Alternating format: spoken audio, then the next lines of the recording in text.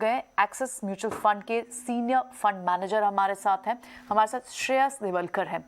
Welcome to ET now स्वदेश। श्रेयस, बहुत बहुत स्वागत है आपका। सबसे पहले आपका एक रिएक्शन जानना चाहेंगे कि हमने मार्केट में जिस तरह के करेक्शन पीछे के दिनों में देखी, उसके बाद आज का जो बाउंस बैक है, आपको लगता है कि यहाँ से आप किस तरह से नजरिया रख रहे हैं? आपको लगता है कि यहाँ से शायद जो ऊपर के लेवल्स हैं वो शायद कैप्ड है, या फिर आपको लगता है कि एफआईज की जो सेल ऑफ देखने को मिला था which was only one of the factors, लेकिन फंडामेंटल्स अभी भी स्ट्रॉन्ग है, ग्रोथ स्टोरी इंटैक्ट है और India will continue to outperform? तो आई एग्री विथ यू कि India will continue to outperform, but हमें सिर्फ देखना चाहिए कि रीजंस क्या थे जिसकी वजह से ये करेक्शन हुआ। मेन रीजन ये था कि मार्केट बहुत जल्दी बहुत तेजी से ऊपर गया।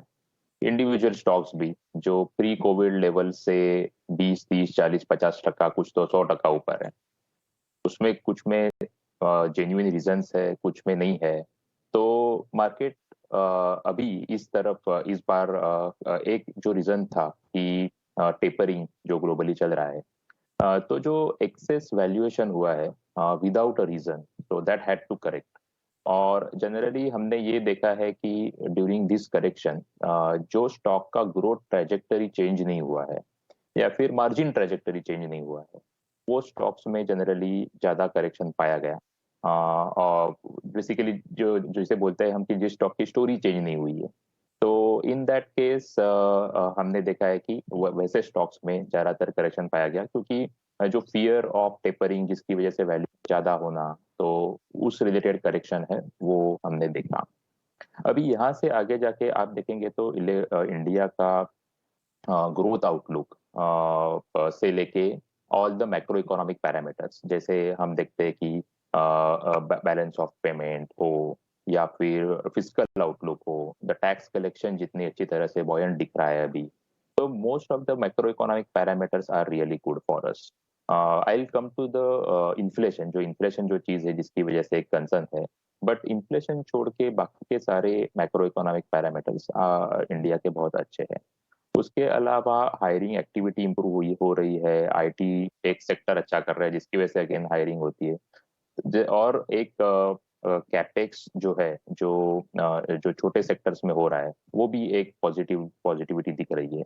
हाउसिंग सेक्टर में अच्छा बॉयंसी दिखा है। तो there are multiple positivity are around. In my opinion ये जो करेक्शन हुआ, it was more of a healthy correction which had to happen.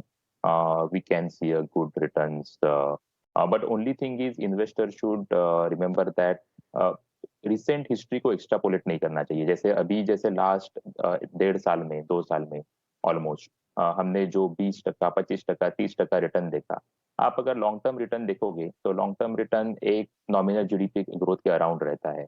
तो वो उसके आजू बाजू में रिटर्न आपको जनरली स्टॉक मार्केट ने हिस्टोरिकली दिया है, तो वो अपने मन में रहना चाहिए रेदर देन जैसे लास्ट 1-1.5 साल का जो मार्केट था जहाँ पे 20-30% वॉज अ नॉर्मल रिटर्न, वैसा शायद नहीं होगा। इंटरेस्टिंग श्रेयस। खैर इस बीच आप तस्वीरें भी देख पा रहे होंगे, आज मैप माई इंडिया की लिस्टिंग है। जो इशू प्राइस है उससे करीब 500 रुपये ऊपर 1581 का भाव है जो बीएससी पे है। 1000 रुपये का इशू था, 1500 का भाव आपकी स्क्रीन पे दिख रहा है। तो इसका मतलब 50% के राइस के साथ आज ये इशू ओपन होगा और उसके बाद फिर कैसे ट्रेड करेगा आपको खैर पता लग ही जाएगा। ये आप देख पा रहे हैं जो भी टिक्स आ रहे हैं इसमें एक्चुअली भी सेटल होता है और बाद में 10 बजे एक्चुअली में इसमें ट्रेडिंग शुरू होती है। तो ये 51% ऊपर दिख रहा है जो कि 500 साढ़े 500 रुपये है। श्रेयस, अभी ना आपने एक बहुत ही अच्छी टर्म इस्तेमाल की कि जिनकी स्टोरी चेंज नहीं हुई है, तो उन शेयर्स के अंदर गिरावट भी कम आई है। ये स्टोरी किसकी चेंज नहीं होगी आगे, जरा वो सेगमेंट भी मेरे को बता दीजिए, और वो शेयर्स अगर आप बता पाएँ तो वो शेयर्स भी बताइए जिनकी स्टोरी चेंज नहीं होनी है और उसमें अच्छे ग्रोथ के चांसेस भी हैं। एक्चुअली मेरा पॉइंट ये था कि जिस सेक्टर की स्टोरी तो चेंज होने का मतलब दोनों तरीके से रहता है कि अच्छी इम्प्रूव हुई है या डिटोरिएट हुई है। तो कुछ सेक्टर्स की स्टोरी इम्प्रूव हुई है। जैसे आप देखेंगे कि लास्ट 1 साल में आईटी सेक्टर का earning growth trajectory definitely change हुआ है। इंडिया का ही नहीं, आप अगर ग्लोबली आईटी सेक्टर देखोगे तो वहाँ के एक्सेंचर टाइप जो ग्लोबल कंपनी है उनका भी ग्रोथ उनके पहले ट्रैजेक्टरी से इम्प्रूव हुआ है। तो जो इम्प्रूवमेंट इन ग्रोथ स्टोरी है वो आईटी सेक्टर में पाई गई है। इम्प्रूवमेंट इन मार्जिन, तो सिर्फ ग्रोथ का सवाल नहीं है, इम्प्रूवमेंट इन मार्जिन। तो सीमेंट एज अ सेक्टर ने इम्प्रूवमेंट इन मार्जिन दिखाया in last 1.5 year. There are multiple sectors actually जहाँ पे मार्जिन इम्प्रूवमेंट देखा गया। डिटीरियोरेशन अगर आप देखें तो जनरली डिटीरियोरेशन ऐसा कहीं दिखा नहीं, पर क्या हुआ कि मार्केट के साथ, लिक्विडिटी के साथ सारे स्टॉक्स इररेस्पेक्टिव ऑफ इम्प्रूवमेंट और नॉट ऊपर गए थे। तो टू दैट एक्सटेंट हमने ये देखा कि जहाँ पे डिटीरियोरेशन हो ना हो लेकिन स्टॉक ऐसे ही ऊपर गए हैं, पर उसमें स्टोरी में कुछ पॉजिटिव चेंज नहीं हुआ है। Again it is same growth trajectory as pre covid level. तो जैसे हम देखें अगर टू व्हीलर का ग्रोथ हो, अब टू व्हीलर का ग्रोथ है जिसमें प्री कोविड पे भी उतना ही था, अभी भी उतना ही है या फिर उसके आगे पीछे ही है। तो ऐसे जो स्टोरीज है कि जहाँ पे इम्प्रूवमेंट नहीं है वहां पे हमने ये देखा कि स्टॉक्स ने बड़ा रिएक्शन नहीं दिया। और ऊपर से अगर किसी सेक्टर में एक्चुअली डिटेरियोरेशन नहीं है, but in many sectors there is a fear of disruption जिसे हम बोलते हैं। जैसे ऑटो में इलेक्ट्रिक व्हीकल का हो, कुछ फिनेंशियल्स में फिनटेक का हो, एंड सो ऑन। एक्चुअली कुछ एफएमसीजी में भी हो सकता है। So there is a fear of disruption because of technology or change in the business model। वो सेक्टर में एक हमने वीकनेस देखा है। तो ये चेंजेस रहे हैं। तो हम यही देख रहे हैं कि आज के मार्केट में कि चेंजेस क्या है pre covid versus post covid at a stock by stock level, and take a view on that कि हाँ ये चेंजेस जो है ये स्टॉक प्राइस को जस्टिफाई करते हैं या नहीं करते हैं। Alright, that's quite an interesting point, Shreyas. इस बेसिस पर आपने अगर सेक्टर्स को इवैल्यूएट किया तो ज़ाहिर तौर पर आपने ओपन अप थीम यानी हॉस्पिटैलिटी, लेजर, ट्रैवल, इन स्टॉक्स को और इस सेक्टर को भी मैप किया होगा। अब क्या लगता है आपको, क्योंकि हम 2 वेव्स ऑलरेडी देख चुके हैं, तीसरी वेव की बात हो रही है, लेकिन साथ ही बात ये भी आती है कि शायद इतनी सीरियस नहीं होगी, हॉस्पिटलाइजेशन नहीं बढ़ेगी, इतनी डेडली वेव नहीं होगी। ऐसे में ट्रैवल, हॉस्पिटैलिटी, लेजर, इस सेक्टर पर कैसी आपकी नज़रिया रहेगा?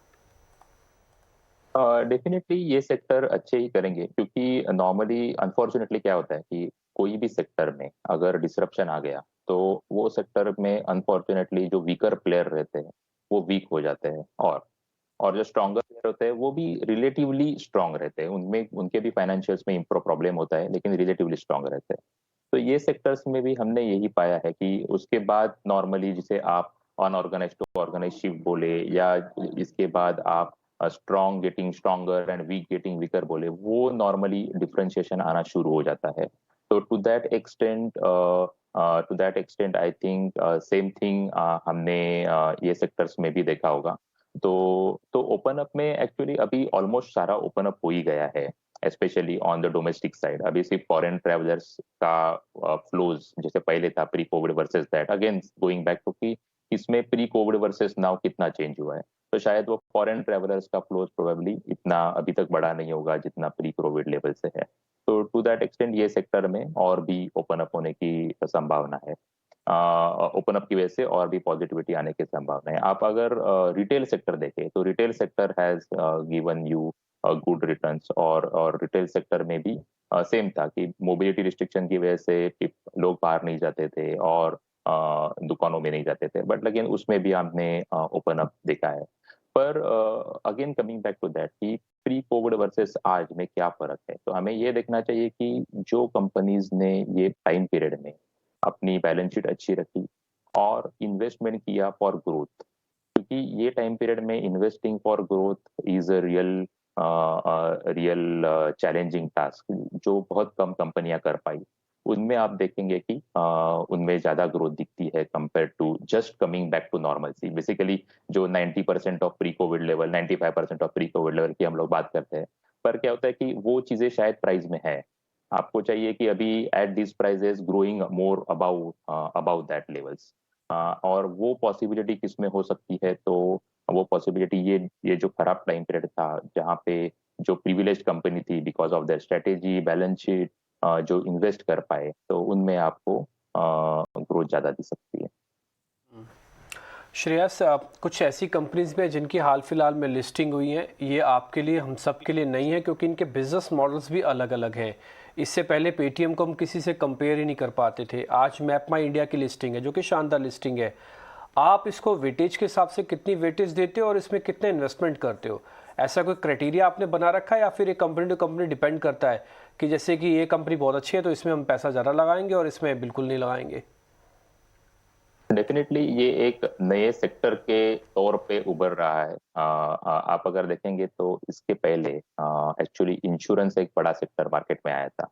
अभी this is not one sector, इसमें डिस्पैरेट बहुत कंपनी अलग अलग तरीके से आ गई है। कुछ फूड डिलीवरी में हो तो कुछ फिनटेक है, तो और दोनों में कुछ कनेक्शन नहीं है। It is not like a one unique sector, ऐसा हम इसे बोल नहीं सकते जैसे हमने इसके पहले इंश्योरेंस को बोला था। क्योंकि वो एक बड़ा सेक्टर जैसे मार्केट में नया आया था 3 साल पहले, ऑलमोस्ट 3-4 साल पहले।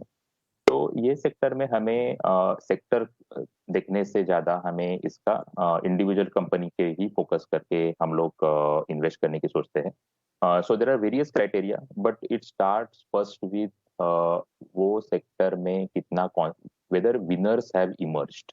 वो सबसे बड़ा क्राइटेरिया हम रखते हैं कि ये सेक्टर में विनर इमर्ज हुए हैं कि नहीं हुए हैं। क्योंकि हमने ये पाया देखा गया है कि चलो अभी आज पहली बार है ना, ये लास्ट 1.5 ईयर में पहली बार हम लोग ये इक्विटी मार्केट्स में देखते हैं ये कंपनीज को। पर पहले से ये कंपनीज प्राइवेट इक्विटी मार्केट में थे ही, और private equity always funded this. But equity, the secondary equity market, हमारा जो देखने का नजरिया हो, इसमें हम प्रॉफिटेबिलिटी को भी बहुत इंपॉर्टेंट देते हैं। और profitability improvement and path to profitability are most important criterias. तो इसीलिए हम लोग 2-3 चीजों से देखते हैं कि वेदर इसमें लीडर इमर्ज हो रहे हैं कि नहीं, ऑलरेडी उसमें डिओपोली और 3 player, the clear winners are emerging और नॉट। तो वो सबसे बड़ा क्राइटेरिया होता है। Then second criteria is definitely the part to profitability है कि नहीं। तो हम लोग जनरली ये 2 क्राइटेरिया के ऊपर इन्वेस्टमेंट करना इसमें पसंद करते हैं। तो ऐसा नहीं किसी is not the solution to the new trend. You have to find out your way and path through it. Only time will tell what is right, what is wrong. But at least as far as we are concerned, these are the 2 criteria we would like to be with. Alright Shreyas, शुक्रिया बहुत बहुत आज अपना समय देने के लिए और अपनी stock picking strategy, sector picking strategy हमसे शेयर करने के लिए। तो अब बात कर रहे थे senior fund manager Shreyas Devalkar से, एक्सिस म्यूचुअल फंड के। उन्होंने मार्केट्स पर अपना, टेक सेक्टर्स पर, फ्यूचर ट्रेंड्स पर अपना नजरिया हमसे शेयर किया।